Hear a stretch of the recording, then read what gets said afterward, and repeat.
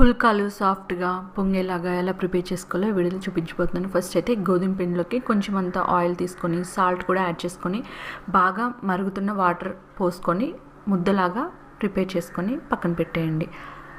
Half an hour పాటు మూత పెట్టి పక్కన పెట్టిన తర్వాత మరొకసారి మిక్స్ చేసేసుకొని చిన్న చిన్న బాల్స్ లాగా చేసుకోండి. చపాతీ పిండి సాయంతోనే మరీ పల్చగా కాకుండా మందంగా కాకుండా చపాతీలను ప్రిపేర్ చేసుకొని ఒక ప్లేట్లోకి పక్కన పెట్టుకోండి. నెక్స్ట్ స్టవ్ పైన ఒక ఐరన్ ప్యాన్ తీసుకొని దాంట్లోకి చపాతీని వేసేసి లో ఫ్లేమ్లోనే రెండు సైడ్స్ బబుల్స్ వచ్చేలాగా రెండు సైడ్స్ లో ఫ్లేమ్లోనే ఫ్రై చేసుకోండి. ఎప్పుడైతే బబుల్స్ వచ్చాయో అప్పుడు ఒక గ్రిల్ స్టాండ్ పైన మంట పైన పెట్టేసి హై ఫ్లేమ్లో పెట్టామంటే పుల్కాలు పొంగుతాయి, మెత్తగా కూడా ఉంటాయి. వీడియో నచ్చితే తప్పకుండా లైక్ చేసి మన ఛానల్ని సబ్స్క్రైబ్ చేసుకోండి.